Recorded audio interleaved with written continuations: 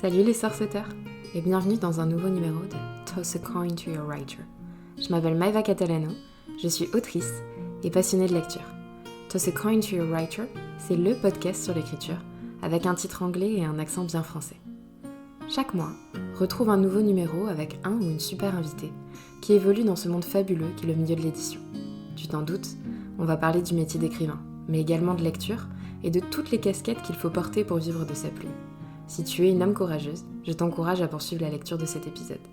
Qui sait, entre deux créatures magiques, tu y rencontreras peut-être ton auteur préféré.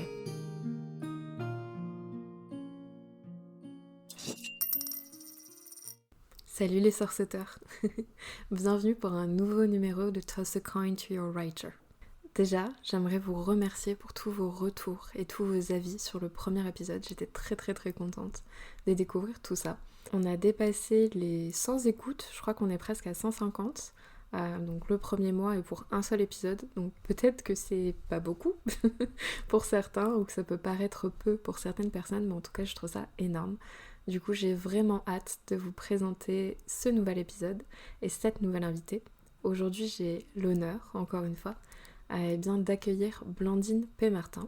Donc si vous ne connaissez pas Blandine, c'est une autrice que j'aime énormément. J'étais très heureuse de la recevoir et c'est une personne pour laquelle j'ai beaucoup d'admiration. Quand on dit qui tu aimerais être plus tard, je pense que j'aimerais bien répondre Blandine Peymartin. Pourquoi ? Au dernier épisode, j'avais comparé Florana avec Wonder Woman. Et si je pouvais comparer Blandine avec un personnage de fiction, ou plutôt une super-héroïne, parce que j'adore les super-héros, ça serait plutôt Supergirl. Pour moi, c'est vraiment quelqu'un qui est extraordinaire, qui est très méticuleuse et qui fait des choses extraordinaires, encore une fois. Mais quand on la regarde faire, on a l'impression que c'est facile. Donc je sais pas si c'est son super pouvoir. En tout cas, je trouve ça super intéressant. Vous allez le voir, je pense, à la longueur de l'épisode. On a été un peu moins pipelette que lors du premier numéro. C'est juste qu'on a parlé également très vite. En tout cas, l'épisode n'en reste pas moins très intéressant et très informatif et formateur, je dirais même. Je ne parle pas plus et je vous laisse donc avec l'interview avec Blandine Peymartin qui pourra se présenter beaucoup mieux que je ne pourrais le faire. J'espère que vous apprécierez ce numéro et on se revoit tout de suite après. Ok ? Bonne écoute.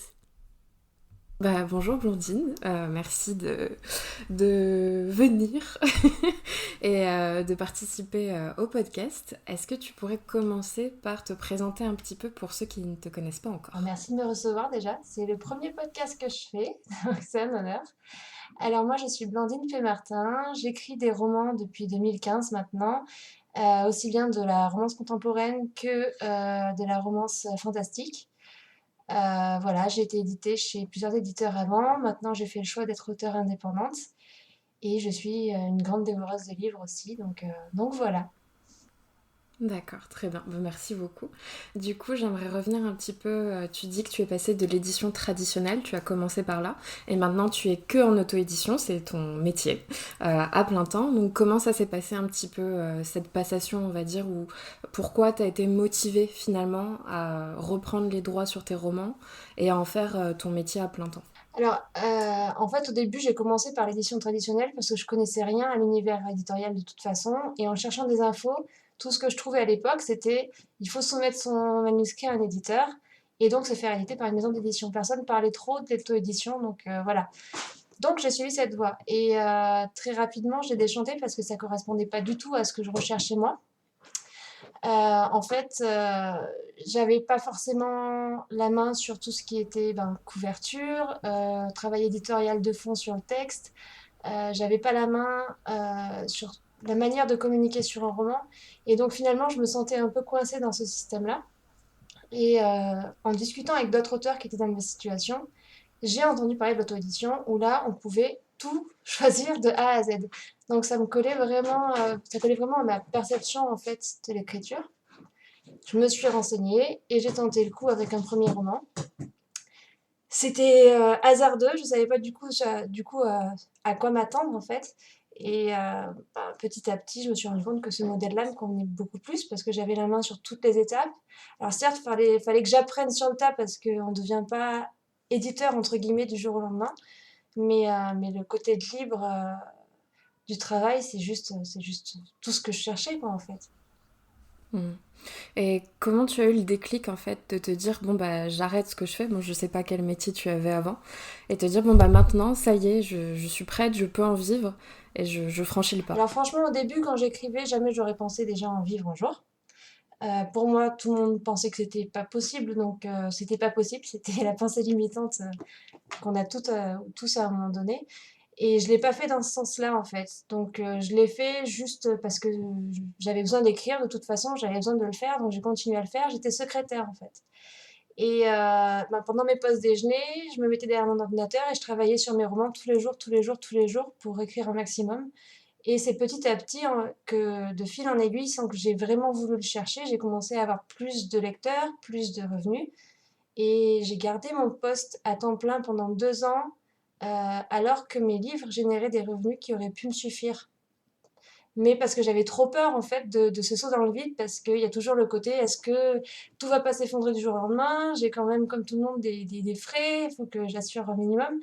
Et du coup, j'ai voulu laisser le temps aux choses de se faire. Et au bout de 2 ans, je me suis dit, voilà, c'est plus possible parce qu'en termes de... C'était devenu trop chronophage, quoi. Sachant qu'en auto-édition, on n'a pas que l'écriture, mais il y a tellement d'à côté que ça bouffe vite toute une journée. C'était plus possible en termes de temps. Et de toute manière, ouais, j'en pouvais plus du cadre du boulot comme je le connaissais. J'avais besoin de voler mes propres ailes. D'accord. Mais c'est super intéressant en tout cas et très motivant forcément pour les gens qui nous écoutent et qui peut-être, je l'espère pour eux, pourront vivre aussi de l'auto-édition ou de l'édition dans le sens général. Dans le podcast, on a une partie lecture parce que c'est vrai qu'avant d'écrire, il faut lire surtout. Tu écris de la romance principalement. Est-ce que c'est le seul genre que tu lis ou alors il y a d'autres univers qui t'intéressent dans la lecture? C'est vrai que ça fait 2 3 ans maintenant que j'ai commencé à lire autre chose que de la fiction carrément. Je me tourne beaucoup vers le développement personnel. Donc, une fois qu'on met le doigt dedans, après, on est vite happé par cet univers-là parce que ça nous apporte beaucoup, je pense, en tant que personne. Et du coup, la fiction a réduit littéralement dans ma palle. Je, je vais lire 2 bouquins de développement personnel pour un bouquin de fiction. Mais côté fiction, essentiellement de la romance quand même. En tout cas, il faut qu'il y ait une histoire d'amour parce que sinon, j'arrive pas à accrocher. Tu fais beaucoup voyager les gens, forcément tu nous transportes dans tes romans, mais est-ce que tu as peut-être un roman préféré ou un roman que tu aurais aimé écrire? Donc un auteur favori qui te transporte, comment tu arrives à transporter les autres? Alors, moi, j'ai un auteur favori. J'aurais pas voulu écrire ses romans parce que de toute façon, je l'aurais pas fait aussi bien qu'elle. C'est Sophie Jomain. Ouais, Sophie ouais. Jomain, je prends n'importe quel livre, je ne lis pas le résumé, je regarde même pas la couverture. Elle pourrait me faire une couverture blanche, sans rien, sans aucun texte dessus. Je l'achèterai, je le lirai et je suis sûre que je l'adorerai. Parce que j'adore sa plume, elle va vraiment au fond des émotions et à chaque fois, ça prend aux tripes. C'est des histoires qui pourraient arriver à tout le monde. Et c'est vraiment. J'ai jamais lu un livre de Sophie que j'ai pas aimé, de toute façon. C'est vraiment une auteure que j'adore, que j'admire. Ouais, c'est une valeur sûre, que ce soit dans ses réécritures, enfin, dans tous les domaines et dernièrement, des thèmes plus poignants. Je suis parfaitement d'accord avec toi. Peu importe, si on voit Sophie Jomain, c'est bon, on prend, on est bon. Ok, nickel. Donc avant de continuer, du coup on va parler forcément d'écriture, vu que c'est ton métier quand même, mais j'aimerais faire un petit jeu. Donc tu as dû voir quand je t'ai envoyé les questions, j'appelle ça l'interview Inception. Donc en fait c'est une sorte d'interview dans l'interview, c'est pour ça que j'appelle ça comme ça. En gros, c'est un challenge de 60 secondes, je vais te poser des questions, je vais mettre mon petit timer, et on essaye de répondre le plus possible. Donc le premier épisode, Florana a réussi à faire 13 questions. Donc à voir si tu arrives à faire 14.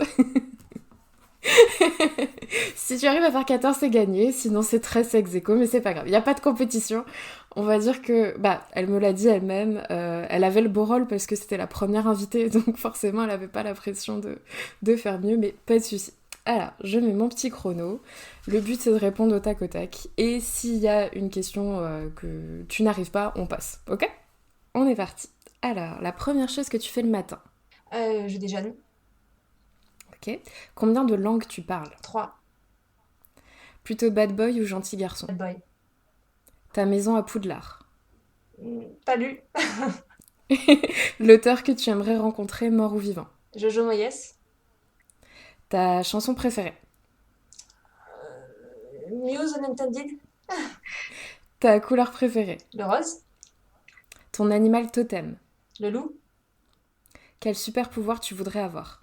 invisibilité. Quelle personnalité ou star tu aimerais rencontrer? Kim Coates, Ta saison préférée, pardon. le printemps.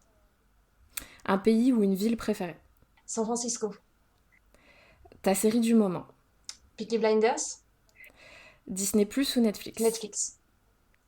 Ton super-héros préféré? Je passe.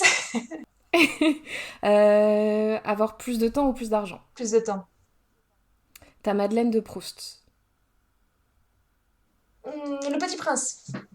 Ok, bon, c'est dépassé, mais c'est pas grave. Alors attends, je compte, mais je crois que tu as réussi. Alors attends, parce que je suis très nulle en maths, je les ai numérotés pourtant, mais j'y arrive pas. On est à 16. On est à 16, très bien, bravo, Oh, félicitations, nouveau record. Ça va être de plus en plus difficile pour les autres, hein. Donc je c'est suis bon. contente de passer au début comme ça, c'est bien. C'est ça, exactement. Donc voilà, tu as la couronne maintenant, le record de l'émission. Alors, Alors, du coup, pour parler un petit peu d'écriture, maintenant qu'on a parlé lecture, je voudrais revenir sur ton nom de plume, parce que tu utilises entre guillemets une particule, le P avant Martin, et c'est vrai que je trouve que c'est sans doute pas anodin, mais c'est assez original, parce qu'on voit souvent les initiales, par exemple J.K. Rowling, ou alors des noms complets, plutôt anglophones d'ailleurs. Donc comment tu as choisi ton nom qui est francophone? Alors déjà, je voulais garder mon prénom parce que sinon, je risquais de pas me retourner quand on m'appelle. Et Martin, c'est le nom de mon grand-père. Donc c'était pour rendre hommage à mon grand-père et le nom de jeune fille de ma maman. D'accord. Donc c'était pour leur rendre hommage. Et le P, c'est tout simplement la première lettre de mon nom d'épouse pour faire un petit clin d'œil à mon mari pour pas qu'il soit complètement éclipsé de l'opération. D'accord, bah c'est super intéressant, d'accord. Alors, tu en parles souvent sur les réseaux, des séries ou des univers que tu aimes beaucoup. J'ai retenu notamment Son of Anarchy, bon, forcément avec les White Crow. Mais est-ce qu'il y a d'autres univers, d'autres séries ou musiques? Est-ce qu'il y a des muses, en fait, qui t'inspirent au quotidien? Il y en a trop en fait parce que les séries, je les dévore par dizaines. J'ai que de ça. Je suis moi des coffrets de séries. Je suis une grosse accro de séries, de films et de musique, en fait. Je travaille constamment en musique. Je peux pas écrire si j'ai pas de musique. Donc, il me faut constamment de la musique pour être inspirée. Et les séries, les films, c'est comme des romans. De toute façon, ça nourrit un peu l'imaginaire. Et au final, c'est ce qui permet aussi de faire sortir de nouvelles idées. Donc, je pourrais même pas les lister tellement il y en a. Mais ouais, il y a beaucoup de séries, quoi. D'accord, ok, bon. En gros, il faut juste te suivre sur les réseaux quand tu montres un peu tes coups de cœur et c'est comme ça qu'on verra un peu. Ok, ça marche. Donc, beaucoup te connaissent forcément par rapport aux White Crows, puisque c'est un peu avec ça que tu as commencé. Est-ce que tu pourrais nous parler un petit peu de l'importance de cette saga dans ta vie et dans ta carrière? Alors, en fait, les Wild Crow, j'avais écrit pas mal de romans avant, mais c'est vraiment ce qui a été un déclic au niveau de mes lecteurs, notamment quand je leur pose la question, même 2 ans après, parce que ça fait 2 ans qu'elle est terminée, cette saga, avec quel livre vous m'avez découverte? C'était avec les Wild Crow pour 90% de mes lecteurs. Donc c'est vraiment, ça a été un déclic, il y a eu un avant et un après. Moi, au niveau de ma vie personnelle, j'ai complètement vécu avec ce groupe fictif pendant 2 ans et demi, quoi, comme tous les auteurs le font avec leurs personnages. Mais c'est vrai qu'une saga qui a tendance à être assez longue, du coup, on mange, on respire, on vit avec eux comme si on faisait partie de leur clan, et du coup, ça restera, je pense, indéfiniment, vraiment une saga qui a une place très très Hmm, chère dans mon cœur. très bien. Cette semaine, je lisais Wandat, du coup. C'est vrai que, bon, je le répète encore une fois, mais tu transportes vraiment le lecteur et on voit que tu fais énormément de recherches. Donc là, ici, c'est forcément la culture amérindienne. Les États-Unis, dans tes romans, ont une place très importante, que ce soit la côte Est ou la côte Ouest. Donc, est-ce que tu t'inspires de tes voyages personnels? Comment tu écris, en fait? Comment tu choisis une ville, par exemple? Je suis une dingue de voyage, donc j'ai pas mal voyagé. J'essaie de le faire le plus possible, même si en ce moment c'est un peu compliqué. Malheureusement. Du coup, j'aime choisir dans mes romans un lieu où moi j'ai apprécié être. Et il n'y a pas que les États-Unis, mais c'est vrai que vu que la saga Wild Crow est la plus connue, du coup, Ouais, il y a cette partie ouest et on la retrouve plus souvent puisque San Francisco, c'est une ville que j'ai adorée. J'y suis retournée 2 fois et j'aimerais y retourner encore plein de fois. Du coup, c'est vrai que souvent, quand c'est aux États-Unis, c'est vraiment ciblé sur la côte ouest, à part Wendat où on se retrouve du coup de l'autre côté parce que New York, j'y suis pas encore allée, je rêve d'y aller. D'accord, Mais ok. après, c'est vrai que j'aime changer à chaque roman et faire partager un bout de mes voyages. Ça me permet moi de les revivre d'une certaine manière et puis de partager un peu ces souvenirs-là avec les lecteurs. Il y en a un qui se passe en Thaïlande, pour Cupidon malgré moi. Il y en a un en Écosse, un en Angleterre, donc j'essaie de varier un petit peu. Mais ouais, c'est une manière de partager avec les gens ce que moi j'ai pu vivre là-bas, puis moi de le revivre aussi parce que je suis nostalgique. Bien sûr, ouais, je comprends. D'accord. Est-ce que tu as une routine d'écriture particulière? Peut-être des petits gris-gris ou des rituels? Alors pas vraiment, il y a pas d'endroit précis où je peux écrire. Par contre, c'est la musique. C'est impossible pour moi d'écrire s'il n'y a pas de musique.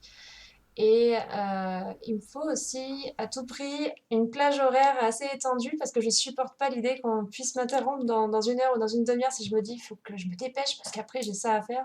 C'est mort, il n'y a aucune idée qui vient parce que ça me stresse. Et c'est vrai que quand on est stressé, ça coupe tout. Donc vraiment le calme pour me mettre dans ma bulle avec la musique, c'est tout. D'accord, ok. Du coup, l'idéal pour toi, c'est, admettons, tu te mets un chapitre en début d'après-midi et plus rien d'autre est prévu. C'est ta journée spéciale. D'auteurs qui commencent à écrire le matin parce qu'on dit que le matin on est plus productif et c'est vrai.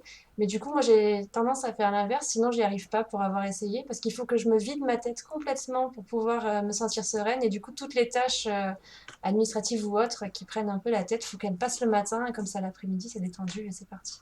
Ouais, c'est le plaisir en fait finalement qui reste. Ok. La petite récompense quand on a fait tout le reste du travail.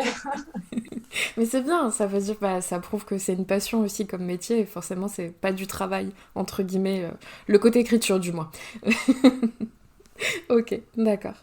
Tu as écrit des séries, forcément, donc notamment les White Crow, mais aussi des one-shots ou des tomes uniques. Euh, Est-ce que tu as une préférence pour l'un ou l'autre? Et comment c'est différent finalement? Enfin, comment tu prévois la publication de l'un ou l'autre? Alors, j'ai pas de préférence. Le plaisir, c'est justement d'alterner. C'est comme on alternera 2 genres différents entre une écriture et puis une autre pour pouvoir, c'est un peu récréatif, quoi, de passer d'un genre à l'autre. C'est pareil, je trouve, pour les one-shots et les sagas. Quand on a passé 2 ans avec les mêmes personnages, on a beau les adorer, on a besoin d'un petit peu de fraîcheur et de passer à autre chose. Donc, c'est ce que peuvent permettre aussi les one-shots, je pense. Après, c'est pas le même vécu pour l'auteur non plus, du coup, ni pour le lecteur, puisque sur un one-shot, évidemment, on va rester plus en surface, alors qu'une saga va permettre d'aller plus en profondeur dans les liens, dans les relations, dans la psychologie des personnages. C'est 2 approches totalement différentes. Et en termes de publication, moi j'écris tome après tome en fait. Je sais que certaines personnes vont tout écrire d'un coup et publier ensuite. Là j'ai tendance à écrire, publier en temps presque réel.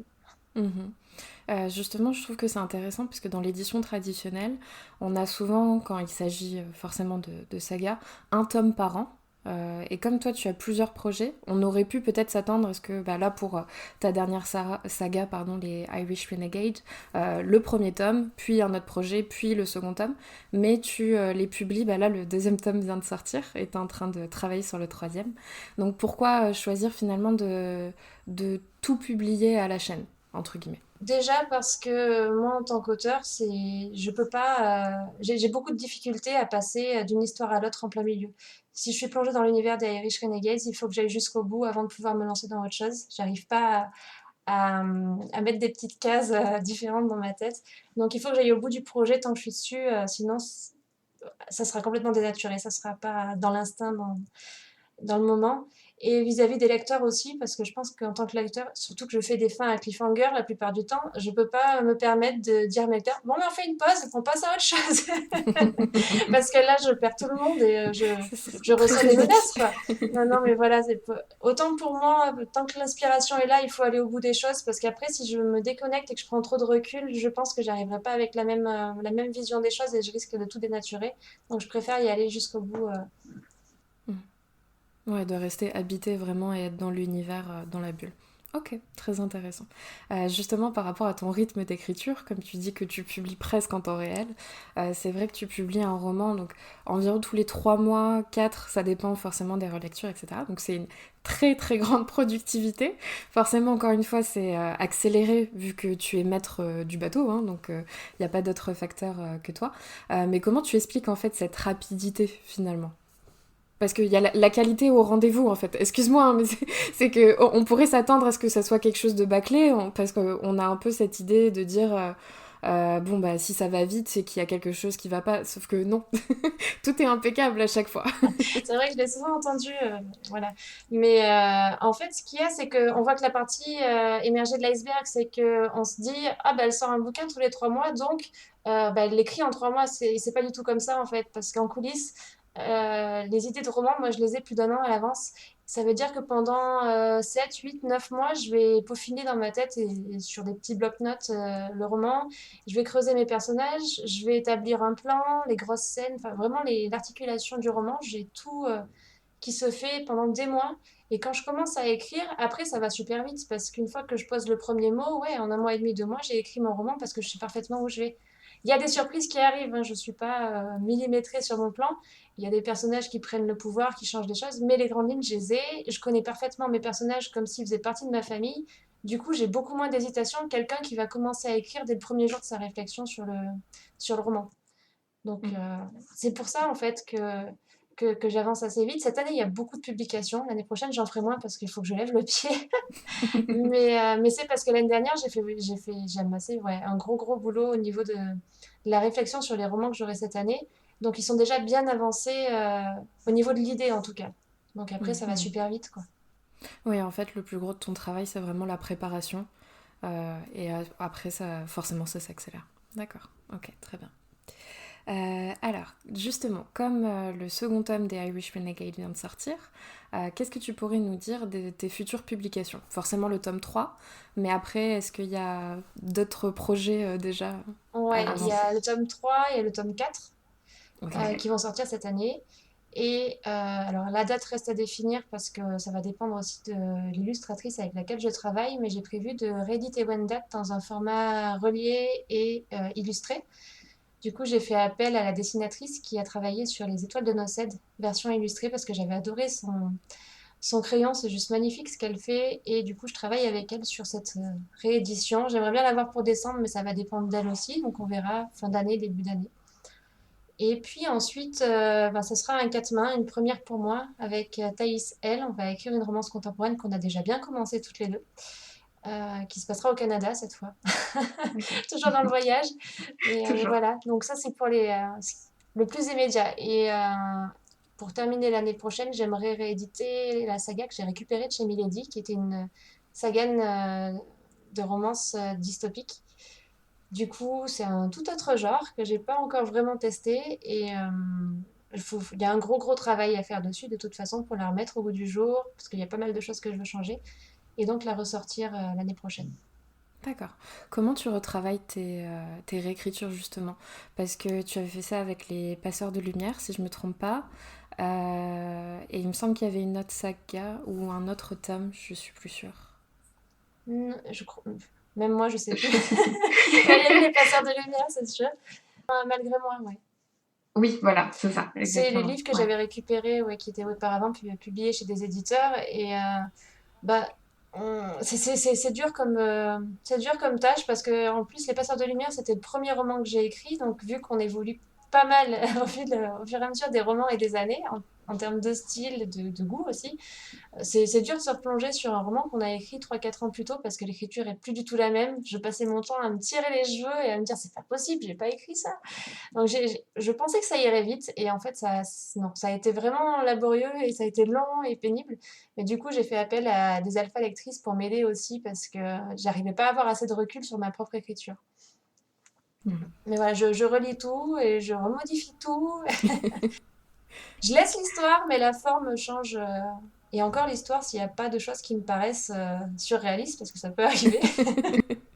Non, mais c'est intéressant enfin, de voir finalement, comme tu dis, en l'espace de 3 4 ans, à quel point bon, forcément notre vie, mais notre vision et notre écriture peut évoluer, et du coup on se retrouve plus du tout dans ce qu'on a écrit nous-mêmes en fait. C'est super intéressant C'est comme pas évident de expérience. se comme confronter à expérience. notre nous du passé. Mais c'est bien que tu aies ce goût, je trouve, justement de les réécrire. Parce que tu aurais pu récupérer les droits et finalement dire, bon, bah c'est du passé, maintenant j'écris autre chose et je les laisse de côté, quoi. Euh, c'est- Certaines personnes peuvent être tentées, après ça peut être dommage aussi, hein, mais... Si je tenais pas à ces romans-là, je l'aurais pas fait, mais voilà, j'y suis attachée. Bah, surtout, Les Passeurs de Lumière, c'était mon premier roman, ma première saga, donc j'y étais vraiment attachée. Et Eden, c'est la première fois que je me jetais à l'eau dans un univers complètement différent de ce que j'écris d'habitude, et ça me manque un peu. Là, je vois, en série, j'aime beaucoup tout ce qui va être The 100, Walking Dead, tout ce qui est un peu en dehors de la romance, carrément, Mhm. et Mhm. assez futuriste, et du coup... Eden, c'était une saga post-apocalyptique, donc avec de la romance. Et ça me manque un peu et j'ai envie de m'y remettre, du coup ce sera l'occasion. Ok, d'accord. Du coup, pour revenir sur l'aspect un petit peu voyage, parce que tu parles dans ton 80 de Canada, est-ce qu'un jour tu vas écrire sur la France ou c'est pas du tout prévu? Je l'ai fait, et Enfin, c'est avec pour ça. quelque chose de bleu. Ça se passe sur la Oui. côte basque française. Ok, d'accord. Ok. Non, je Ok. voulais pas délaisser la France. Non, mais c'est intéressant aussi, parce que c'est vrai, comme tu dis, on voyage forcément, mais des fois, je trouve que de revenir un petit peu à une héroïne ou un héros français, c'est un petit peu plus facile aussi pour s'identifier parfois, et la barrière de la langue, entre guillemets, c'est Et de la différent. même C'est différent. manière, en septembre, il y a l'association Nos Plumes pour vous qui sort un recueil. Donc j'ai participé à ce recueil-là. C'est pour aider une association de chiens guides d'aveugles. Et le thème du recueil, c'était le handicap. Donc j'ai écrit une nouvelle romance Mhm. sur le thème du handicap qui se passe en France aussi. D'accord, ok. Bon, C'est du bien non, aussi de Non. revenir en on, France. on suivra ça alors avec attention. Très bien. J'aimerais venir à la partie conseil, du coup, parce que c'est vrai que tu as pas mal d'expérience quand même. Donc, qu'est-ce que tu pourrais conseiller à des personnes qui voudraient se lancer dans l'écriture? Bon, l'auto-édition également, mais voilà, quelqu'un qui veut se lancer, qui a peut-être peur, qu'est-ce que tu pourrais lui dire? Qu'il faut faire le grand saut déjà.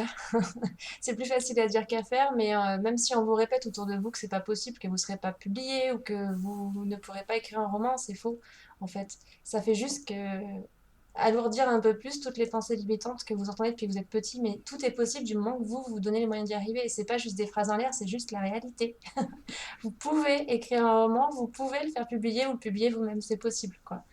Après, pour ceux qui regardent l'auto-édition, je pense qu'il faut prendre le recul de se poser les bonnes questions.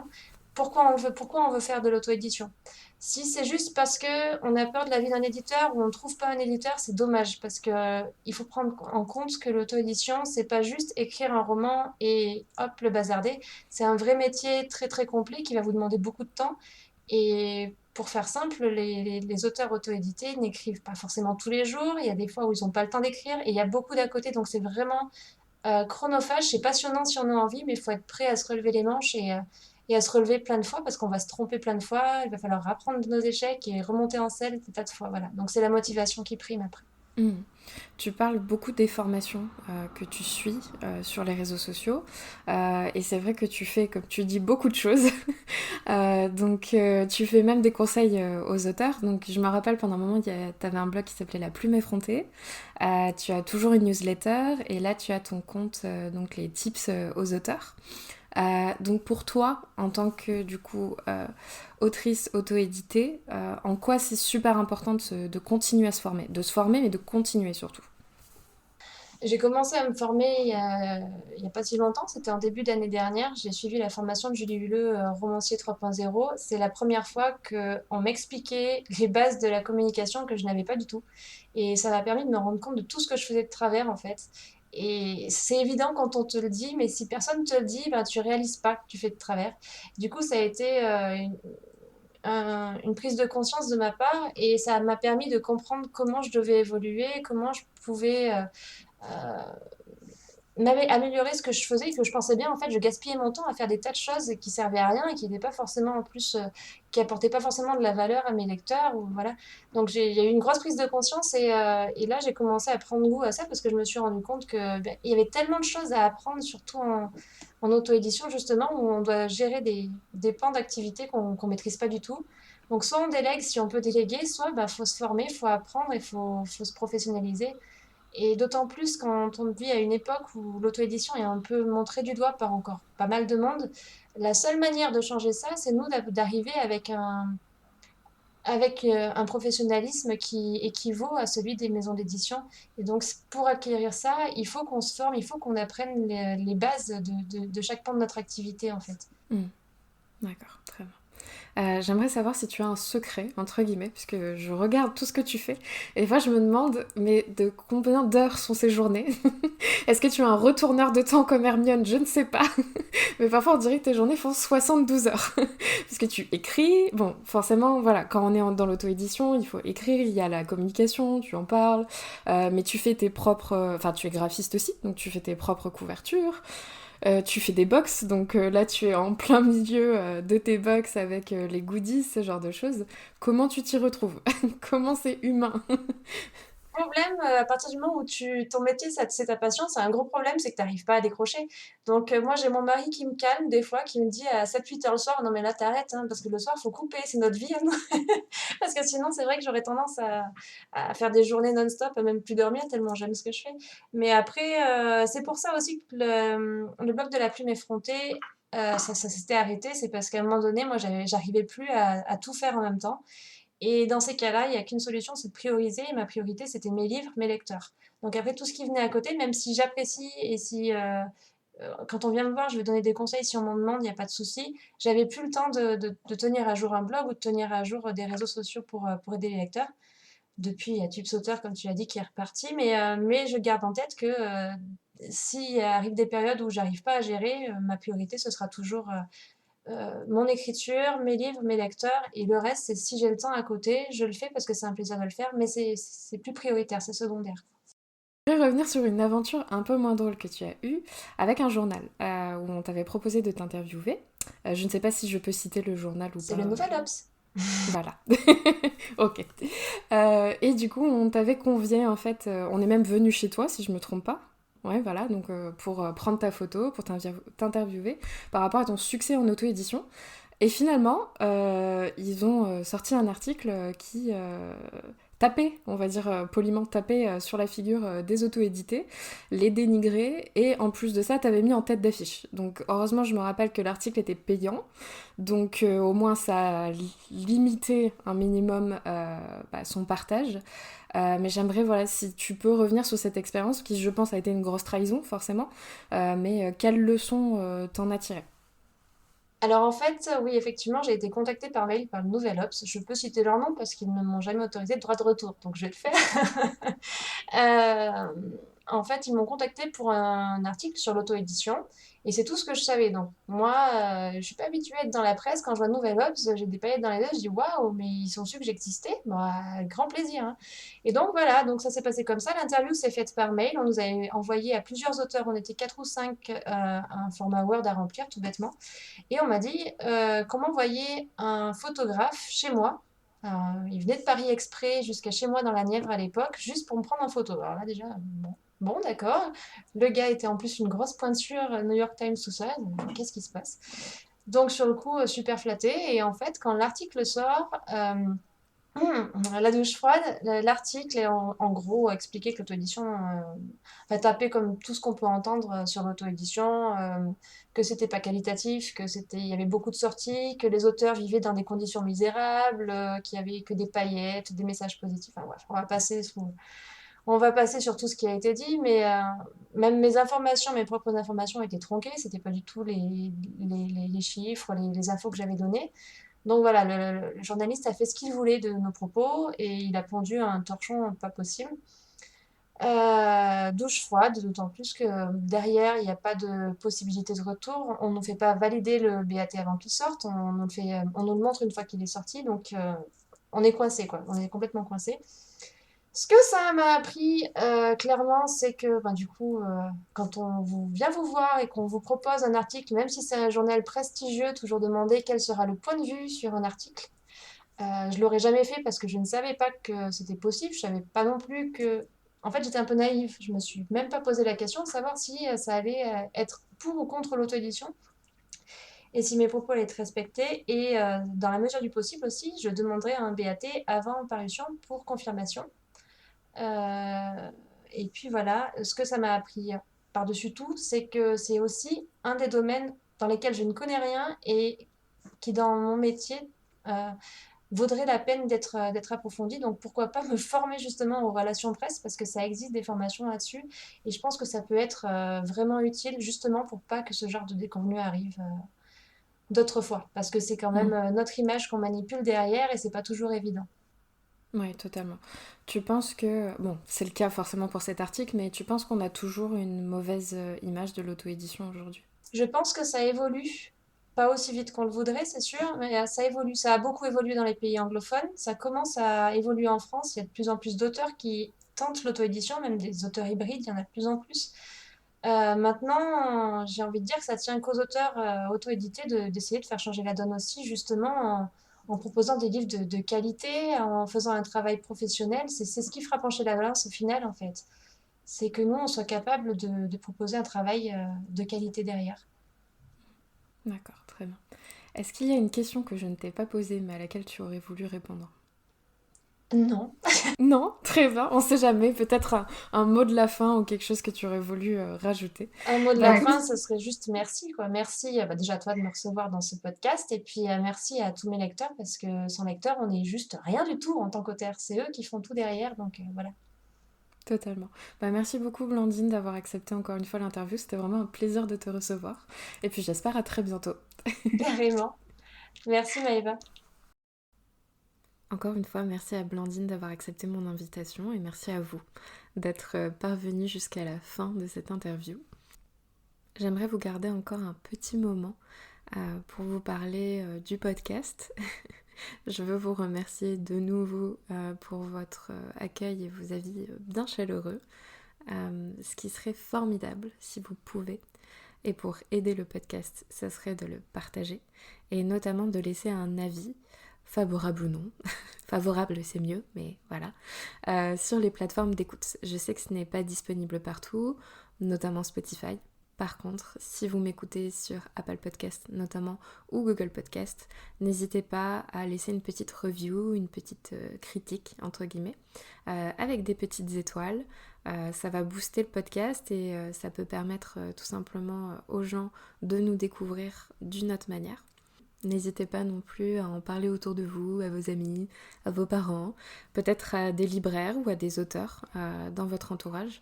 Ce serait un plaisir de recevoir d'autres profils. C'est vrai que jusqu'à maintenant, dans ces 2 premiers épisodes, j'ai reçu 2 autrices de romances. J'ai hâte d'avoir de nouveaux invités, des auteurs et des autrices qui viennent de ma bibliothèque ou peut-être de la vôtre. En attendant de vous retrouver le mois prochain, je vous souhaite une très bonne journée, continuez à lire, continuez à écrire et on se voit très vite. Bye les sorceteurs. Merci à toi d'avoir écouté jusqu'au bout cette entrevue pour Toss a Coin to Your Writer. J'étais ravie de t'avoir à nos côtés pour cette interview et j'espère te revoir bientôt pour de nouvelles aventures.